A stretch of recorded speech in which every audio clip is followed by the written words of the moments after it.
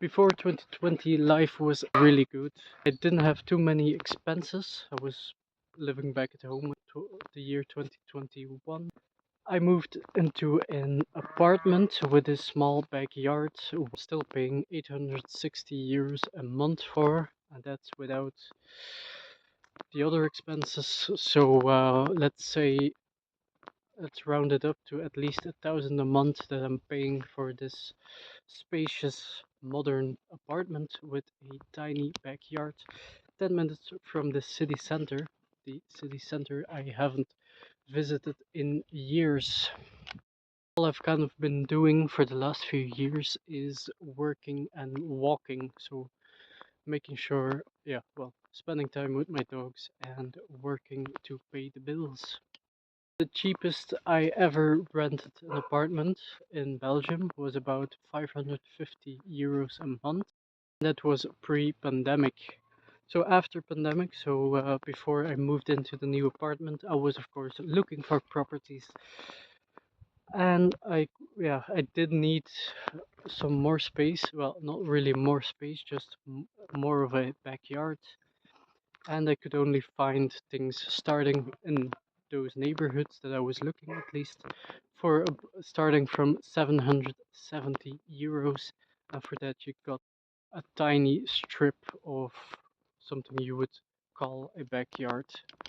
Some space that could just hold your trash cans and maybe you could walk a few steps in way. So it was kind of unfortunate to see these kind of high rental prices.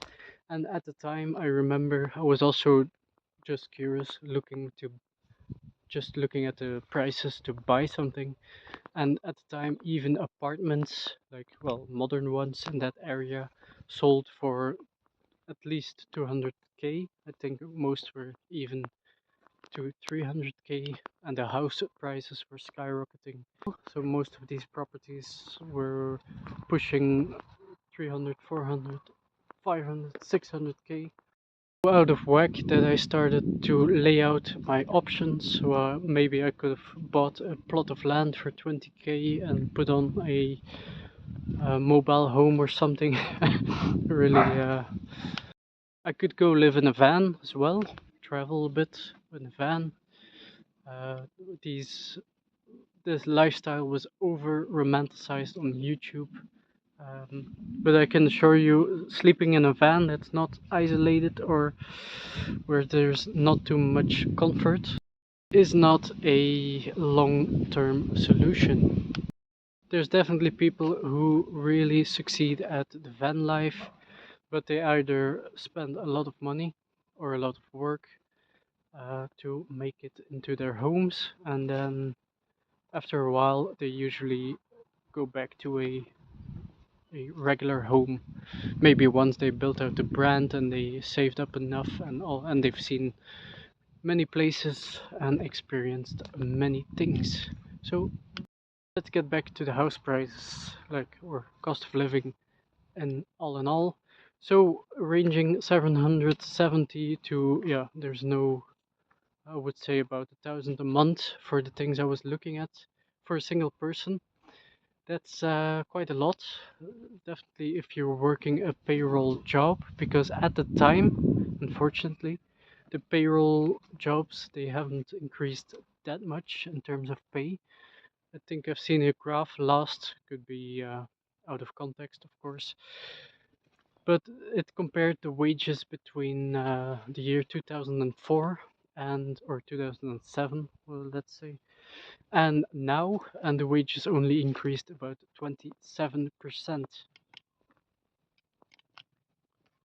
That while, well, almost anything absolutely skyrocketed in price. All kinds of building materials at the time were just completely absurd. New car prices back then, GPUs, the price of GPUs were also, it has to do with supply and demand, of course, and inflation and all those things. But even salami, the no brand salami, I saw it go from under a euro to €1.59. Went for pastries. I saw the things I was buying going from 80 cents to 125. Yet, when I was looking for jobs, they kind of offered me the same as my first junior software engineering job, which was back then was about not my first, my second, let's say. My first one actually paid more than that. My first one paid about 2,000 euros net, and then well, that was without company car because I was living close by nearby, and you got some benefits like meal vouchers and so on. Then a ton of benefits you probably never used. And then the job afterwards, I kind of work to learn. I either work to learn or work to earn. So I was still in my starting years. So I was mostly working to to learn. And then my second job, I got a company car, but the net salary was about 1,800, and with some meal vouchers and so on. Way after pandemic, I applied. Well, I took some years off, or 1 year off at least, to try my own businesses like the web shop and so on. And well, there came a time with my high cost of living that I had to get back into a job. So I was exploring the jobs, but I didn't want to go too far. So I found something like 10 minutes away from my home address. But they also only offered 1,800 net and a company car. That was it, really. They framed it as as low meteor or something, yeah, some kind of bullshit nonsense. They basically paid me as a junior, but I was like, whatever, man. The bills are coming up. I had to do it. I needed a car and so on. I only stayed for a month and a half because it was because of many factors. Anyhow, I did some calculations, estimations, or tracked some of my expenses, but that was a bit after when I was already self-employed. So that adds a lot of costs, hidden costs sometimes. And I was just doing quick calculations with my daily expenses on food. And I was really just walking and working. I was not doing anything else for the most part. Really just monk mode, as they say. I wasn't traveling, I wasn't going out, I wasn't doing anything. Um, I was taking out food regularly, as that was a high cost, but I was just doing the calculations. Let's say I'm paying about 1,000 a month on rent and bills like electricity, water, and things around it, internet, and so on. There's probably more. And then I was, I think, this drastic increase in food costs, I was definitely spending, I would say, at least 800 a month for food, just for a single person, and maybe for my dogs as well. Let's calculate that in. Um, but yeah, if you add that up, you're already at the net wage. Like then you're already at 1,800. So it is getting a bit impossible for even for just a single person working a software engineering job without really living.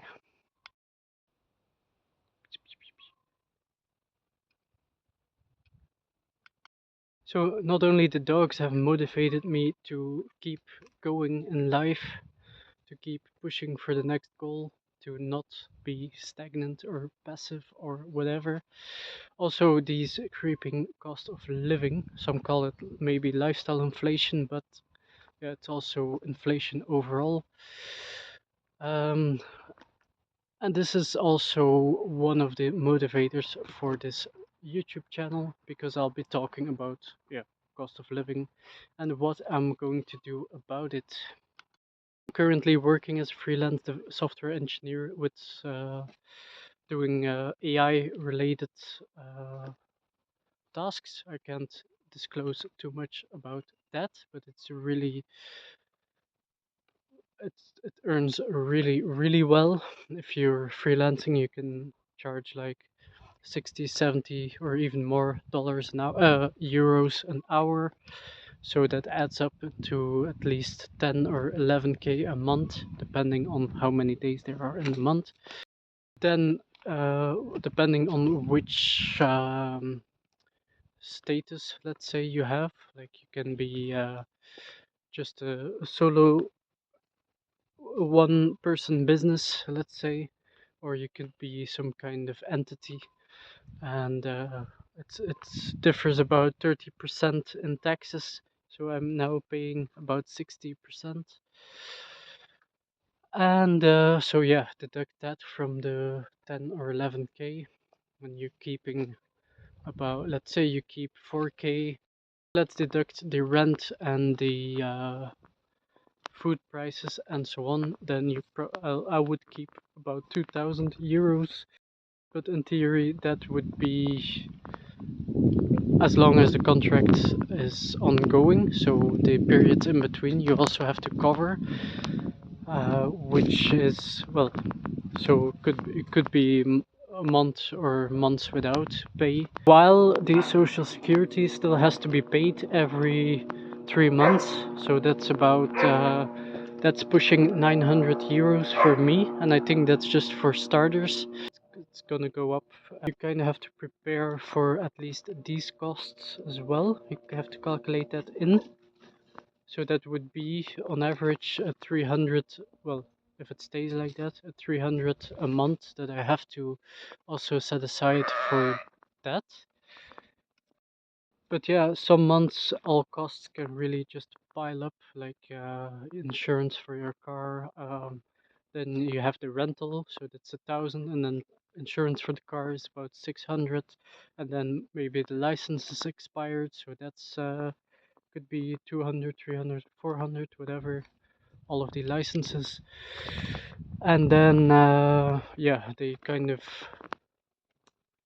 switched my state from being part-time self-employed to full-time self-employed. So, and that made that I apparently hadn't paid all the social security of that year, so that piled up and to 3.5 thousand that I suddenly had to put up.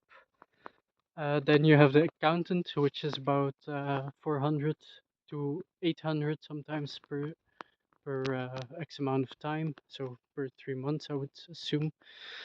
But yeah, it was also kind of hard to predict. So I switched to Accountable, a really cool app with which I can just do the taxes myself, and I have all of the insights. I can just, yeah, see how much came in, went out, what tips for optimizations are in there as well, and I can just it guides me through anything I need to do to file my taxes. So a really cool app, Accountable. Yeah, it's about 200 a year or something. Or yeah, no, it's gonna be more probably because now I'm paying 40 a month just because I'm paying the monthly plan. I think if you pay the yearly plan, probably half of that or something. Anyway, you can see these costs quickly add up. Um, so it's tricky to start your own businesses if you have all of these costs, and that's just a one person business with on for which I just need a laptop. So I'm doing quite well on that regard. I don't have too many costs. I think other businesses probably need like just 5,000 a month or something just to stay to operate. Let's say that's not my case. But yeah, you can see there's not too much left if you are living in a modern apartment in Belgium. working a and refusing to live your life in office, of course. So again, next videos will be about what I'm gonna do about these cost of living and how I'm going to achieve some of my life goals of owning my own property, which seems pretty impossible at this time for a single person. And you should be able to see how I'm improving my life and the life of my dogs. So make sure to subscribe and hit the like and the notification bell to stay up to date with all of the progress.